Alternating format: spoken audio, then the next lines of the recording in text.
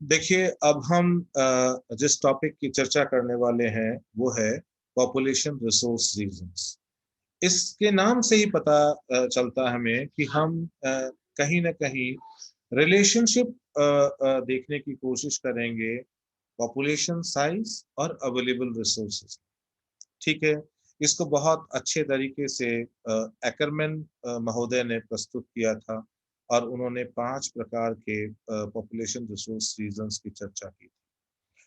In population resource reasons के अंदर Ackermann महोदय ने population size, availability of resources के साथ साथ लेवल ऑफ टेक्नोलॉजिकल जो डेवलपमेंट है उसकी भी चर्चा को शामिल किया था। अब देखिए, जब हम पॉपुलेशन रिसोर्स रीजंस की बात करते हैं तो एक बात तो हमें स्पष्ट हो जानी चाहिए कि हमें कहीं न कहीं जो रिसोर्स का पार्ट है, ठीक है, उसको गेज करने के लिए, उसको उसके मापन के लिए हमें कोई न कोई मॉडलिटी तय करनी पड़ेगी। क्योंकि बहुत तरह के संसाधन होते हैं। जनसंख्या का आंकड़ा तो ठीक है, हम जनसंख्या के आकार के हिसाब से कितने लोग किसी पर्टिकुलर क्षेत्र में निवास करते हैं, हम उससे निकाल सकते हैं। लेकिन उसी क्षेत्र के लिए जब हमें रिसोर्सेज का आकलन करना हो, तो हमारे लिए ये कार्य थोड़ा-सा दूभर हो जाता है। लेकिन फिर भी विद्वानों ने इस हेतु बहुत प्रयास किया है ना? और पॉपुलेशन रिसोर्स रीजन्स के माध्यम से ये बताने की कोशिश की गई है कि कौन से एरियाज हैं जो पॉपुलेशन प्रेशर के कारण स्ट्रेसफुल कंडीशन में है और कौन से एरियाज हैं जहां हमें पॉपुलेशन का प्रेशर बहुत ज़्यादा देखने को नहीं मिलता। ठीक है। देखिए, हम जब जनसंख्या संसाधन प्रदेशों की बात करते हैं तो हम बात करते हैं एकरमैन के काम की। और हम ये देखते हैं कि एकरमैन जो है उनका ये मानना है कि भाई पॉपुलेशन और जो रिसोर्सेज हैं, है ना, हमें उनके अंदर एक एक एक सैद्धांतिक संबंध देखने को मिलता है। और वो कहते हैं कि इसको हम 3 आधारभूत मापदंडों के ऊपर देख सकते हैं। इसमें से एक है जनसंख्या, जिसको हम जनसंख्या के आकार के रूप में लेते हैं। दूसरा है संसाधनों की उपलब्धता और तीसरा है तकनीकी ज्ञान का स्तर। ठीक है। इन प्रयुक्त कारकों में तकनीकी ज्ञान की जो अवस्था है तथा गुणवत्ता है उसको सर्वाधिक महत्व दिया गया। ठीक है।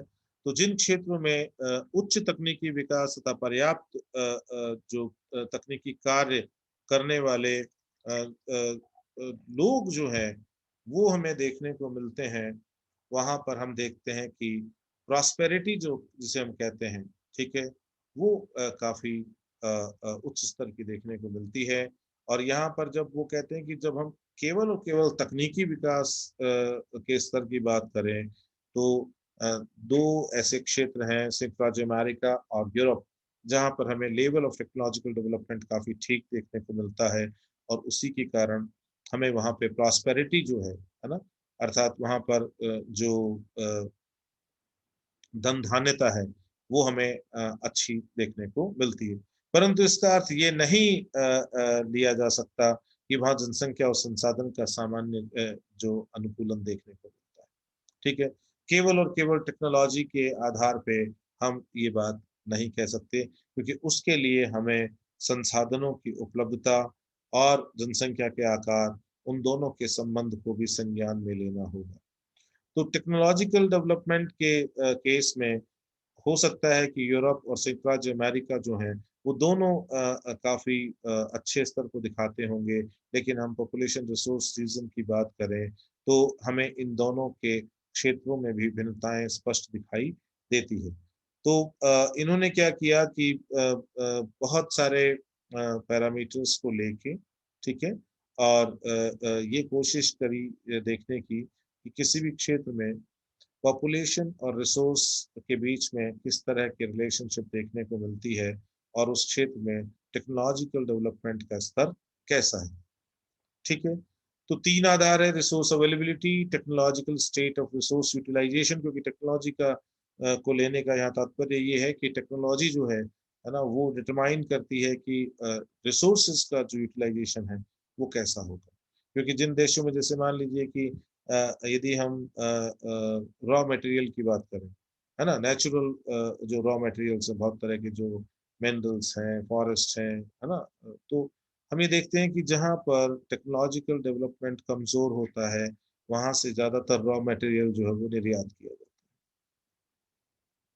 ठीक है, एक्सपोर्ट किया जाता है। लेकिन जहां पर टेक्नोलॉजिकल डेवलपमेंट अच्छा है, वहां पर उसको वहीं प्रोसेस करके और उसमें वैल्यू एडिशन किया जाता है, ठीक है।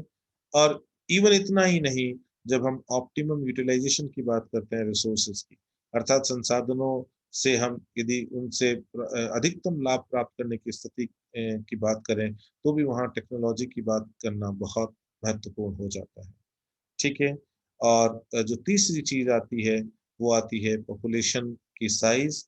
लेकिन यहाँ साइज के साथ साथ वो पॉपुलेशन की जो गुणवत्ता है, अर्थात मानव संसाधन की जो गुणवत्ता है, उसको भी कहीं ना कहीं वो संज्ञान में लेते हैं। तो 1970 में जो एकरमन जो अपना जनसंख्या संसाधन प्रदेशों की व्याख्या करते हैं, उसमें वो 5 कैटेगरीज लेकर चलते हैं, ठीक है। और वो जो 5 कैटेगरीज हैं, उसमें हम देखते हैं कि दो क्षेत्र ऐसे हैं, दो प्रदेश ऐसे हैं, जिनको वो कहते हैं जहाँ लेवल ऑफ टेक्नोलॉजिकल डेवलपमेंट हमें हाई देखने को मिलता है। और 3 इस प्रकार के क्षेत्रों की चर्चा की उन्होंने, इस प्रकार के जनसंख्या संसाधन प्रदेशों की चर्चा की, जहाँ लेवल ऑफ टेक्नोलॉजिकल डेवलपमेंट हमें कमजोर दिखाई देता है, तकनीकी विकास का स्तर हमें कमजोर दिखाई देता है। तो जब हम बात करते हैं तकनीकी विकास के उच्च स्तर की, तो उसमें हम जिसको सबसे पहले चर्चा करेंगे, वो है संयुक्त राज्य प्रकार के क्षेत्र, है ना, या संयुक्त राज्य प्रकार के प्रदेश, ठीक है। तो यूएस टाइप, है ना, US type region, population resource region. तो ये वो क्षेत्र है जहां जनसंख्या क्षमता और संसाधन का अनुपात निम्न है ना, जनसंख्या क्षमता और संसाधन का अनुपात निम्न है, ठीक है। तो अब देखिए, ये अनुपात निम्न कैसे आएगा? ऊपर पॉपुलेशन है ना, और रेशियो में, और नीचे रिसोर्सेज। तो रिसोर्सेज यदि बहुत बढ़िया मात्रा में होंगे, तो इसका अनुपात निश्चित रूप से कम होगा। और यदि रिसोर्सेज बहुत कम होंगे, पॉपुलेशन हाई होगी, तो ये अनुपात उच्च होगा, है ना। इस चीज को हमें बहुत आसानी से समझ जाना चाहिए, ठीक है। मैं फिर इसको दोहराता हूँ कि जब यहाँ पर हम पॉपुलेशन की क्षमता और संसाधन के अनुपात की बात करें, ठीक है, तो हमारा तात्पर्य यहाँ है, ये है कि पॉपुलेशन जो है वो कितनी है, उसको यदि हम अंश में लें, और यदि संसाधन को हम यदि हर में लें, तो हर जितना बड़ा होता जाएगा ना, अनुपात उतना ही छोटा होता जाएगा, ठीक है। इसलिए हम ये कह सकते हैं कि जनसंख्या क्षमता और संसाधन अनुपात अमेरिका के केस में निम्न है, ठीक है। और इसका निम्न होना जो है, दैट इज वेलकमिंग कंडीशन, है ना, वो अच्छी बात है, ठीक है। तो उसने कहा कि ऐसे दुनिया के जो भी क्षेत्र, सुनना मेरी बात गौर से, ऐसे दुनिया के जो भी क्षेत्र जहां पर आपको तकनीकी विकास का स्तर ऊंचा देखने को मिले, है ना, level of technological development is high, ठीक है, और उसके साथ साथ में आपको पॉपुलेशन रिसोर्स रेशियो वो आपको लो मिले, ठीक है, तो उन देशों को हम अमेरिका तुल्य, है ना, या US type population resource regions की संज्ञा दें, ठीक है। तो ये जो यूएस टाइप है, दैट इज वन कैटेगरी, ये एक कैटेगरी है, ठीक है। हम यदि दोबारा उन्हीं क्षेत्रों की बात करें जहां पर लेवल ऑफ टेक्नोलॉजिकल डेवलपमेंट हमें काफी अच्छा देखने को मिलता है, ठीक है। लेवल ऑफ टेक्नोलॉजिकल डेवलपमेंट के साथ साथ हम यदि बात करें पॉपुलेशन और रिसोर्स के रिलेशनशिप, तो वो जो रेशियो है वो यहाँ पर हाई देखने को, वो हाई इसलिए देखने को मिलता है क्योंकि यहाँ पर पॉपुलेशन कंसंट्रेशन बहुत अच्छा है, और उसकी प्रोपोर्शन में रिसोर्सेज जो है वो यहाँ पर आज की तारीख में कम है, ठीक है। क्योंकि इस क्षेत्र में जो रिसोर्स पोटेंशियल है, उसका बहुत हद तक एक्सप्लोइटेशन किया जा चुका है, ठीक है। तो यहाँ पर ये फेवरेबल कंडीशन नहीं है, ये फेवरेबल कंडीशन नहीं है। इस कंडीशन में हमें कहीं ना कहीं ये दिखाई देता है कि ये क्षेत्र जो है एग्जॉस्ट हो गया, ठीक है। और इस क्षेत्र में भविष्य में जो और मानव बसाव की संभावनाएं हमें ज्यादा फेवरेबल देखने को नहीं मिलती। क्यों? क्योंकि यहाँ पर टेक्नोलॉजिकल डेवलपमेंट तो ठीक है, but the population resource ratio is high. और ये कंडीशन हमें यूरोप के केस में दिखाई देती है। यूरोप के केस में टेक्नोलॉजिकल एडवांसमेंट अच्छा है, लेकिन वहां पर पॉपुलेशन प्रेशर बहुत ज्यादा है। पॉपुलेशन प्रेशर बहुत ज्यादा होने के साथ साथ वहाँ के संसाधनों का बहुत बड़ी मात्रा में दोहन किया जा चुका है, ठीक है।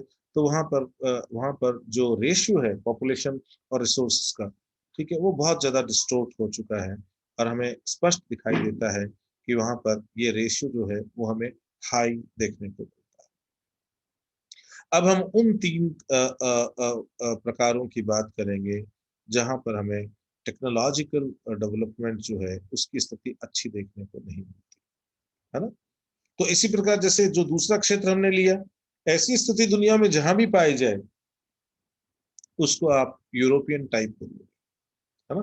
तो अब उन तीन क्षेत्रों की बात करते हैं जहां जो टेक्नोलॉजी का डेवलपमेंट है उसका स्तर हमें बहुत अच्छा देखने को नहीं मिलता, ठीक है।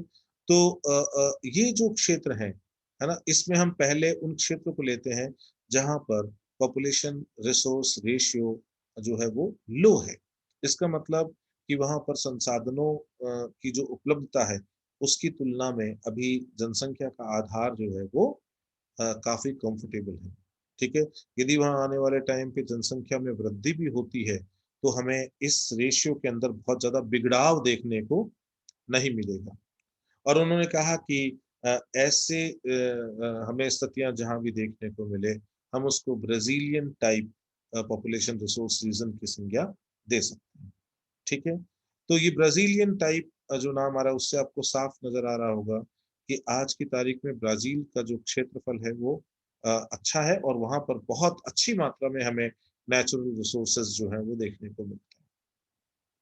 वहाँ की जो पॉपुलेशन है वो वहाँ के ऑप्टिमम रिसोर्स यूटिलाइजेशन के लिए जितनी होनी चाहिए उससे भी कम है। इसका मतलब कि पॉपुलेशन रिसोर्स रेशियो बहुत कंफर्टेबल है और इसीलिए ये हाई है। ये कहते हैं कि दुनिया में जहां भी ऐसी दशाएं देखने को मिले हम उसको Brazilian type population resource region कहेंगे, ठीक है।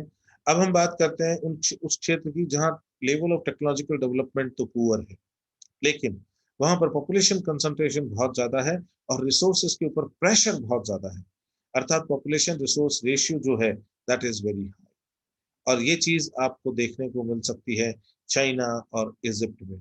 इसीलिए इसको इन्होंने कहा कि चीन और मिश्र प्रकार के क्षेत्र, है ना, या चीन और मिश्र प्रकार के जनसंख्या संसाधन प्रदेश, ठीक है। तो ये वो क्षेत्र है, इवन आप भारत को भी आप यहीं पे पाओगे, है ना, जहां पर पॉपुलेशन साइज जो है ना, वो काफी बड़ा है। और पॉपुलेशन साइज बड़ा होने के साथ साथ हम ये देखते हैं कि इस भाग में जो रिसोर्स अवेलेबिलिटी है वो in comparison to population size काफी कम है। लेवल ऑफ टेक्नोलॉजिकल डेवलपमेंट भी हमें कम देखने को मिलता है। तो आप यदि भारत की बात करेंगे तो हम भारत को इसी चाइना इजिप्शियन टाइप अर्थात चीन और मिश्र प्रकार के जो जनसंख्या संसाधन क्षेत्र है, ठीक है, उन्हीं के उदाहरण के रूप में देखेंगे। अब उन्होंने एक और क्षेत्र की बात की, ये वो क्षेत्र है जहाँ तकनीकी दृष्टि से स्थिति जो है वो काफी कमजोर है, ठीक है। पर यहाँ खाद्य उत्पादन के संसाधन जो है वो भी बहुत कम है, ठीक है। यहाँ पर बहुत कम पोटेंशियल और अपॉर्चुनिटी है फॉर फूड ग्रेन प्रोडक्शन, है ना, basically food grain and other food products, ठीक है, खाद्य से संबंधित जो उत्पादन है उनसे, ठीक है। और इन्होंने इसको कहा जैसे आर्कटिक का मरुस्थल,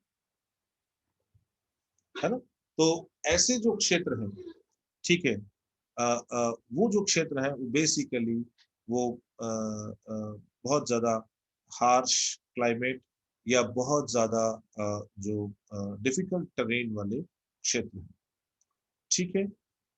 अब देखिए, जब हम रेशियो की बात करते हैं, हमने कहा रेशियो उच्च, रेशियो लो, तो हमें ये इसको बहुत अच्छी तरह से समझ लेना चाहिए, है ना, कि ऊपर पॉपुलेशन है, नीचे रिसोर्स बेस। यदि ये रेशियो लो आता है, इसका मतलब ये है कि इसका जो हर है, इसका जो डिनोमिनेटर है वो बड़ा है। डिनोमिनेटर बड़ा है, इसका मतलब रिसोर्स बेस बड़ा है, संसाधन का आधार बड़ा है। संसाधन का आधार बड़ा है, इसका मतलब कि पॉपुलेशन का संसाधनों पर दबाव जो है वो कम है। ठीक है, तो इसको हम कहेंगे जब ये निम्न आएगा, ठीक है, सो दैट इज फेवरेबल, है ना। और यदि ये उच्च आता है, इसका मतलब पॉपुलेशन बेस ज्यादा बड़ा है ना, और रिसोर्स बेस उसके कंपैरिजन में कमजोर है ना। And then this ratio will come high, और when this ratio will come very high, that means there is very high pressure on existing resources. इसका मतलब सीधा सीधा है कि यदि ये अनुपात उच्च आता है, इसका मतलब वहां पर जनसंख्या का जो दबाव है संसाधनों के ऊपर, वो बहुत अच्छा है, बहुत ज्यादा है।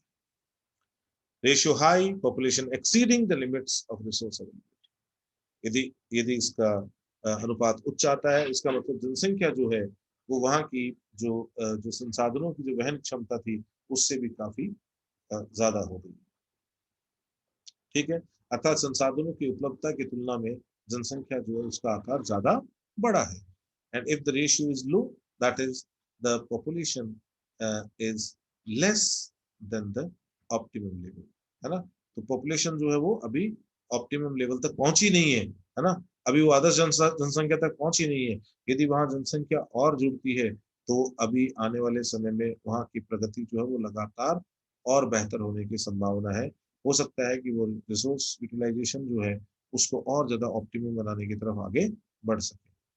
ठीक है, अब देखिए, जब हम संयुक्त राज्य सदस्य प्रदेश की बात करते हैं, यूरोप सदस्य प्रदेश की बात करते हैं, ब्राजील सदस्य प्रदेश की बात करते हैं, चीन और मिश्र सदस्य देश की बात करते हैं, और आर्कटिक मरुस्थल सदस्य जनसंख्या संसाधन प्रदेश की बात करते हैं, तो ये 5 प्रकार के जनसंख्या संसाधन प्रदेश जो है, ये निकल के आते हैं डिस्कशन से। एकरमैन ये 5 प्रकार के जनसंख्या संसाधन प्रदेश बताते हैं। अब इसमें हम यदि सबसे पहले संयुक्त राज्य सदस्य देश लें, है ना, US type population resource regions की बात करते हैं, तो ये वो डेवलप्ड कंट्रीज हैं दुनिया के जहां पर level of technological development high है। ठीक है, उसके साथ साथ यहाँ पर पॉपुलेशन जो रिसोर्स रेशियो है, दैट इज कंफर्टेबल। इसका मतलब ये रेशियो जो है वो लो है, निम्न है। रिसोर्स अवेलेबिलिटी काफी बढ़िया है। पॉपुलेशन साइज अभी वहन क्षमता जो है उसके स्तर को भी नहीं छुआ है, अर्थात अभी यहाँ पर अंडर पॉपुलेशन की कंडीशंस हो सकती है, लेकिन यहाँ कहीं भी ओवर पॉपुलेशन या ओवर बर्डन की कंडीशन नहीं है। ठीक है, पर्याप्त बड़े क्षेत्र, जैसे इसमें संयुक्त राज्य अमेरिका, कनाडा, ऑस्ट्रेलिया, न्यूजीलैंड, संयुक्त रूस, ठीक है, तो क्षेत्रफल जो है वो काफी ठीक है, जनसंख्या है वो काफी कम है। भौतिक और आर्थिक संसाधन अधिक, और इन देशों में उन्नत और विकसित तकनीक और कुशल जो कारीगर हैं, अर्थात जो स्किल्ड लेबर है, वो बहुत अच्छी मात्रा में मिलते हैं। सामाजिक आर्थिक संगठन भी व्यक्तिगत और राष्ट्रीय संपन्नता में अधिकतम वृद्धि करने के उपयुक्त हैं। ठीक है, और सभी महत्वपूर्ण संसाधनों के लिए ऐसे देश प्राय आत्मनिर्भर हैं। क्लियर, इसका मतलब ये जो प्रदेश है, ये जनसंख्या संसाधन प्रदेशों के अंदर जितने भी हमने बातें की है, ठीक है, ये सबसे ज्यादा कंफर्टेबल रीजन। ठीक है, उच्च तकनीक के सामाजिक और आर्थिक वातावरण के निर्माण के लिए आवश्यक साधन भी वहां पर विद्यमान है। ठीक है, तो ये काफी हद तक ये अनेकों क्षेत्रों में आत्मनिर्भर है। उच्च तकनीकी ज्ञान से युक्त इन देशों का आर्थिक विकास अल्पकाल में शीघ्र हुआ है, बहुत तेजी से इनका डेवलपमेंट हुआ है। ये देश सामाजिक, आर्थिक व राजनीतिक दृष्टि से भी मजबूत है। ठीक है, जीवन स्तर ऊंचा है, वैज्ञानिक विकास भी काफी अच्छा देखने को मिलता है।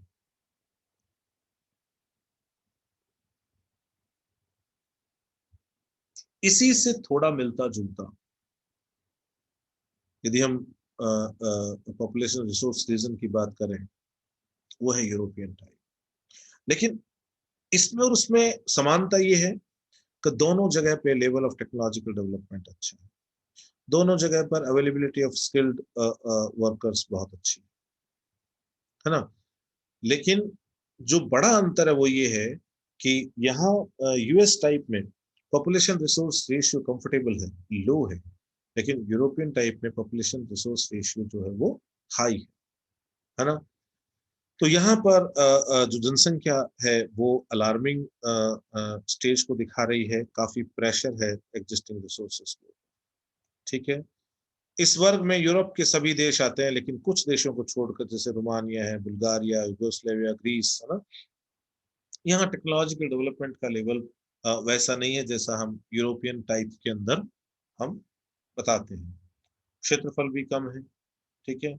और यूरोपियन कंट्रीज के अलावा यदि बाहर के जो देश हैं उसमें जापान, इसराइल, ये सब भी इसी कैटेगरी में आते हैं। क्षेत्रफल कम, संसाधन सीमित, जनसंख्या सघन। क्षेत्रफल कम, संसाधन सीमित और जनसंख्या सघन। तो ऐसी स्थिति में संसाधनों की जनसंख्या का दबाव अधिक होना स्वाभाविक है। वैज्ञानिक और तकनीकी प्रगति जो है वो बहुत इम्प्रेसिव है, बहुत अच्छी है ना। उद्योग धंधे भी बहुत उन्नत है, ठीक है, और जीवन स्तर भी बहुत ऊंचा है। संसाधनों के मामले में ये देश पूर्णतः आत्मनिर्भर नहीं है। यूएस टाइप आत्मनिर्भर है और ये आत्मनिर्भर नहीं है। इन्होंने अपना कच्चा माल जो है वो लगभग लगभग इन्होंने अपने इंडस्ट्रियलाइजेशन प्रोसेस में यूज करके उसको एग्जॉस्ट कर दिया है स्थितियों को। और इसीलिए आज की तारीख में औद्योगिक कच्चे माल और खाद्यान्नों के आयात पर ये बहुत हद तक निर्भर है। और ये तैयार माल जो है ना, जो फिनिश्ड प्रोडक्ट्स हैं उनका निर्यात करते हैं। संसाधन सीमित है। स्थानीय गहन आर्थिक जो तंत्रों का विकास यहाँ पे हुआ है, अर्थात यहाँ पर संसाधनों को बहुत ही गहनता से उपयोग में लाए जाने की परिपाटी है, ठीक है। कुशल सेवाओं व उन्नत तकनीक द्वारा निर्मित वस्तुओं के बदले में ये देश अन्य देशों से विविध प्रकार के औद्योगिक कच्चा माल और खाद्य पदार्थ जो है वो क्रय करते हैं, ठीक है। अब ये देश नए संसाधनों को खोजने तथा विद्यमान संसाधनों से अधिकतम लाभ प्राप्त करने के लिए नवीनतम प्रविधियों का उपयोग करते हैं। ये लेटेस्ट टेक्नोलॉजीज को अपनाते हैं, ठीक है। और अपनाने का जो उद्देश्य है वो एक नए संसाधनों के क्षेत्रों को खोजना, क्योंकि इनके जो इनके संसाधन हैं वो काफी हद तक शोषित कर लिए गए हैं, एक्सप्लॉइट कर लिए गए हैं, ठीक है। और उसके साथ साथ विद्यमान संसाधनों जो भी है अवेलेबल है उसका अधिकतम उपयोग सुनिश्चित करना, ऑप्टिमम यूटिलाइजेशन उसका सुनिश्चित करना, ठीक है। अब जो अगला है ब्राजील टाइप, ये कंफर्टेबल रीजंस है। यहाँ पर टेक्नोलॉजिकल डेवलपमेंट बहुत ज्यादा हाई नहीं है, ठीक है। लैंड साइज अच्छा है, उसके साथ साथ में अवेलेबिलिटी ऑफ रिसोर्सेज बहुत अच्छी है, लेकिन जो पॉपुलेशन रिसोर्स रेशियो है that is low in this case, ठीक है। दक्षिण पूर्वी एशिया के देश Burma, Thailand, Malaya, Indonesia, Laos, Cambodia आदि के लिए कहा जाता है कि वो भी इसी वर्ग में आते हैं। सहारा मरुस्थल के देश में स्थित अफ्रीकी महाद्वीप के अधिकांश भाग में जनसंख्या इसी प्रकार की हमें देखने को मिलती है। इस वर्ग के देशों का क्षेत्रफल अधिक, संसाधनों की तुलना में जनसंख्या कम पाई जाती है और टेक्नोलॉजी के मामले में ये पिछड़े हैं। संसाधनों पर जनसंख्या का भार कम है, ठीक है। और जीवन स्तर जो है वो साधारण या निम्न प्रकार का है। यद्यपि इन देशों में जनसंख्या की वृद्धि दर उच्च है, पर औद्योगिक विकास जो है वो बहुत ज्यादा अच्छा नहीं देखने को मिलता। और उसी के कारण जीवन स्तर जो है, जो स्टैंडर्ड ऑफ लिविंग है, वो कमजोर है। इन देशों में सामाजिक राजनीतिक वातावरण आर्थिक विकास के अनुकूल नहीं है, अतः संसाधनों का समुचित दोहन नहीं हो पा रहा है। इसलिए यदि यहाँ पर कुछ मात्रा में जनसंख्या की वृद्धि होती है तो वो संसाधनों के दोहन जो है उसको निश्चित रूप से सुनिश्चित करेगी, ठीक है। अब देखिए जो चौथा प्रदेश है, चाइना और इजिप्शियन टाइप, ये वो क्षेत्र हैं जो कई मामलों में तीसरे क्षेत्र से मिलते हैं। जैसे यहाँ भी टेक्नोलॉजिकल डेवलपमेंट है, that is not very impressive. तकनीकी विकास का स्तर बहुत ज्यादा अच्छा नहीं है, ठीक है। और हमें ये देखने को मिलता है कि यहाँ पर जो आबादी है ना, तो ये तो समानता हो गई, है ना, ब्राजीलियन टाइप से। अब हम उस उनसे जो भिन्नता है उसकी बात करते हैं कि यहाँ पर जो पॉपुलेशन कंसंट्रेशन है वो बहुत हाई है और अवेलेबिलिटी ऑफ रिसोर्सेज बहुत कम है। तो ऐसे के अंदर क्या होगा कि पॉपुलेशन रिसोर्स रेशियो हाई हो जाएगा, ठीक है, और वो हाई होगा तो बहुत स्ट्रेसफुल रीजन हो जाएगा, ठीक है। इन देशों में वैज्ञानिक आर्थिक प्रगति भी कम हुई है, जनसंख्या संसाधन अनुपात भी उच्च है, पर जीवन स्तर यहाँ पर कमजोर पाया जाता है। जनसंख्या में वृद्धि दर भी ऊंची है, भारी जनसंख्या के अनुरूप संसाधनों का विकास नहीं हुआ है, इसलिए यहाँ पर हम जो पॉपुलेशन जो ग्रोथ है, ठीक है, वो काफी यहाँ पर चिंता का विषय है, ठीक है। अब देखिए इस वर्ग के देशों में भारत, चीन, बांग्लादेश, जावा, मचूरा अर्थात इंडोनेशिया, मैक्सिको आदि शामिल है। Morocco, Algeria, Misr, Turkey, Romania, Bulgaria, Yugoslavia, Greece, Ecuador, Peru, ठीक है, ये सब इस श्रेणी में आते हैं, ठीक है ना। तो भारत और चीन सरीखे जो बड़े देश हैं, उनमें अतिरिक्त संसाधनों के उपलब्ध होने की प्रबल संभावनाएं हैं और उन्नत तकनीक के उपयोग से वर्तमान संसाधन से अधिक उत्पादन भी प्राप्त हो सकता है। तो इन देशों की सबसे बड़ी आवश्यकता जनसंख्या नियंत्रण है।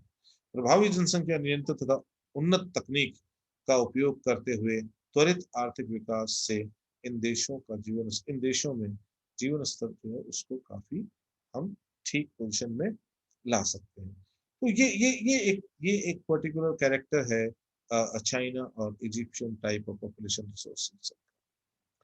हम जो लास्ट जो पॉपुलेशन रिसोर्स रीजन की बात करते हैं वो आर्कटिक मरुस्थलीय प्रकार के प्रदेश के देश, ठीक है। तो ये निर्जन क्षेत्र है, हम जानते हैं टेक्नोलॉजी की दृष्टि से बहुत ज्यादा कमजोर है और यहाँ संसाधन संभावनाएं भी बहुत ज्यादा उन्नत नहीं है। अंटार्कटिका, ग्रीनलैंड, उत्तरी कनाडा, साइबेरिया, पश्चिमी एशिया, सहारा के विशाल मरुस्थलीय क्षेत्र, कालाहारी, नेविदा, पेटागोनिया के मरुस्थल, एशिया के विशाल आंतरिक भूभाग जैसे तिब्बत, सिक्किम, मंगोलिया, मध्य एशिया की जो आदि सभी इसी श्रेणी में आते हैं। अब यहाँ पर सब में हमने एक चीज देखी, विषम और कठोर जलवायु, है ना। वातावरण जो है वो बहुत कठोर है, जनसंख्या बहुत कम और बिखरी हुई, शुष्कता उच्च कोटि, है ना, अति शीतलता और अति उष्णता की दशाएं, दुर्गमता और भौतिक अवरोधों के कारण यहाँ पर जनसंख्या जो है वो काफी बिखरी हुई पाई जाती है। तो जनसंख्या उन्हीं भागों में छोटे सीमांत समूह में पाई जाती है जहाँ खनिज पदार्थों आदि की उपलब्धता है, सीमित जल के स्रोत, जीवन स्तर यहाँ पे कमजोर पाया जाता है और जनसंख्या जो है वो प्राथमिक कार्य जैसे पशुपालन है ना, शिकार है, ठीक है, आदि पर निर्भर होने के कारण यहाँ की जनसंख्या जो है उसमें स्थानांतरणशीलता अर्थात माइग्रेशन की टेंडेंसी भी देखने को मिलती है।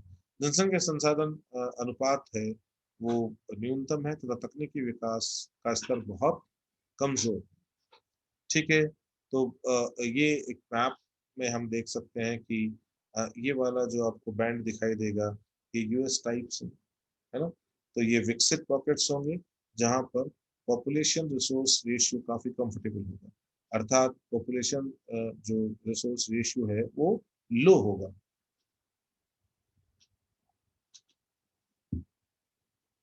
ये यूरोपियन टाइप है, ये वाली छाया जहां जहां देखने को मिलती है मानचित्र पे, वहां पर हमें देखने को मिलेगा कि पॉपुलेशन की साइज अच्छी है और रिसोर्सेज के लिए ज्यादातर निर्यात पर निर्भर, ठीक है।